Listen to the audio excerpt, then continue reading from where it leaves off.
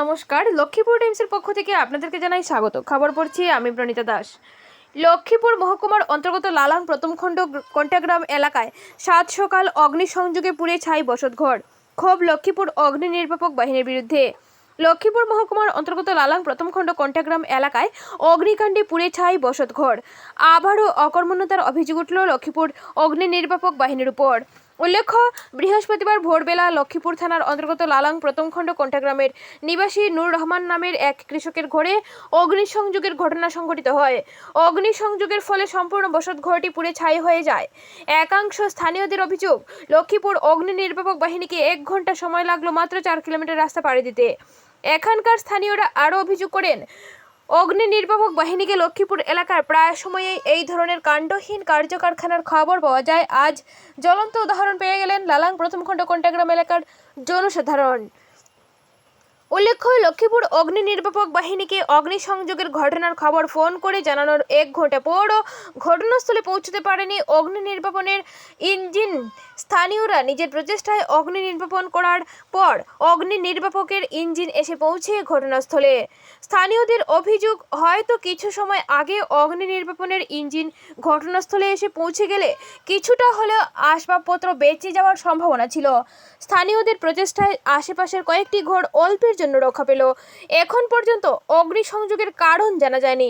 লক্ষ্মীপুর অগ্নি নির্বাপন বাহিনীর কর্মীদের প্রায় অবহেলার অভিযোগ উঠেছে, কিন্তু আজ পর্যন্ত তদন্তক্রমে উচিত ব্যবস্থা নিতে দেখা যায়নি লক্ষ্মীপুর অগ্নি নির্বাপন বাহিনীর কর্মীদের উপর। তাই সরাসরি স্থানীয়দের আর্জি দৃষ্টান্তমূলক ব্যবস্থা নেওয়ার জন্য বিভাগীয় উদ্বোধন কর্তৃপক্ষের কাছে অনুরোধ জানান। তৎসঙ্গে পুলিশ প্রশাসন, উদ্বোধন কর্তৃপক্ষ সহ জেলা প্রশাসনের কাছে অনুরোধ, এই ঘটনার উচিত তদন্ত করে গৃহীত ব্যবস্থা নেওয়া হোক, নতুবা প্রশাসনের উপর থেকে আস্থা হারিয়ে ফেলেছেন লক্ষ্মীপুরের জনসাধারণ।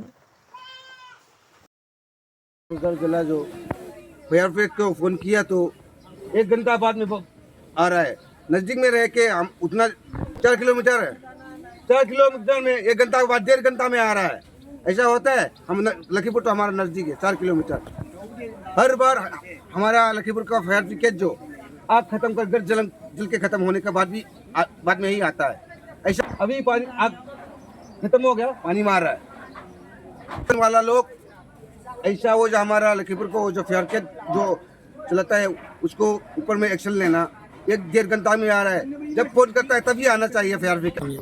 तब फोन करता तो फोन भी नहीं उठाता है।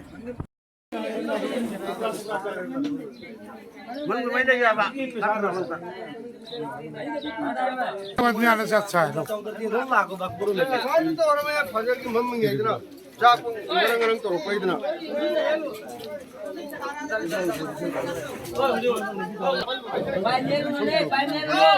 मरी के मठाई मेरे कुल मरी मरी का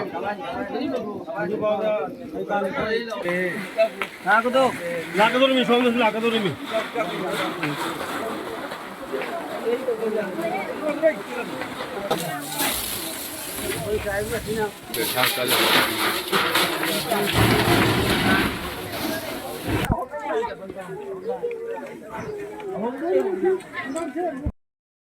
আজি এই আমাৰ যিটো নিৰ্মাণ বুলি আমাৰ ঘৰটো দলিলে যে আজি আমাৰ ফায়াৰ ব্ৰিগেড যেতিয়া মাতা হ'ল, ফায়াৰ ব্ৰিগেডৰ ৰেছপন্সটো অকল ফায়াৰ ব্ৰিগেড বুলি নহয়, 108ত মই কল কৰিবলৈ বাধ্য হ'ল। কাৰণ আগত তাৰপিছত আগে পিছে মই 101, 100 এই দুটা কল কণ্টিনিউ কৰি আছোঁ। কলটো লগা 100 যিটো ইমাৰ্জেঞ্চি নাম্বাৰ আছে, এই ইমাৰ্জেঞ্চি নাম্বাৰটো লাগিব লাগে এনি টাইম। কিয় আজি নালাগিল বা নাম্বাৰটো কাটি দিলে আমি সেইটো নাজানো। যেতিয়া আমি জানাত মানে 100টো কল কৰিলে যিকোনো সময়ত মানে আমি ইমাৰ্জেঞ্চি ছাৰ্ভিচটো পাওঁ, কিন্তু আজি পোৱা নাই। সেইটো কাৰণে বিৰাট আৰু ফায়াৰ ব্ৰিগেডটো যেতিয়া আমাৰ ফুটকৈ আগত কোনোবা এজনে কল কৰিলে, আমাৰ সাংবাদিক এজন আছিল, তেখেতসকলে ফোন কৰিছিল, কিন্তু সিহঁতে কল কৰাৰ পিছতো প্ৰায় 1 ঘণ্টাৰ পিছতহে মানে ফায়াৰ ব্ৰিগেডটো আহি পালে।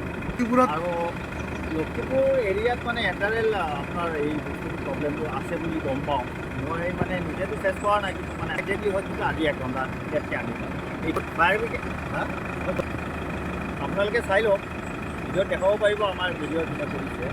ফায়াৰ ব্ৰিগেডে আমাৰলৈকেতো আমাৰ জ্বলাখিনিতো শেষ হৈছে 1, 2, 3 কিলোমিটাৰ ডিষ্টেঞ্চত আমাৰ লখিমপুৰ থানাৰ লগতে আছে। 3 কিলোমিটাৰ ডিষ্টেঞ্চতে যদি আপোনাৰ 1 ঘণ্টা লাগে, তো বাকী কি ক'ম আৰু। বিশেষকৈ এই যিটো ঘৰ জুই লাগিছে, এটা দুখীয়া ঘৰ হয় মই জনাত। মোৰ নিজৰ গোটেই ইহঁতৰ ল'ৰা ছোৱালীখিনি শিক্ষিত, পৰিবাৰৰ শিক্ষিত, এতিয়া দুখীয়া মানুহ। চৰকাৰক আৰ্থিক সাহায্যৰ কাৰণে অনুৰোধ আৰু যিটো ফায়াৰ ব্ৰিগেড বা যিটো কৰ্তৃপক্ষ আছে, সিহঁতে মানে আজি যিটো মানে লেট হ'ল, সেইটো কাৰণে মানে ইহঁতক ক্ষয়ক্ষতি হ'ল।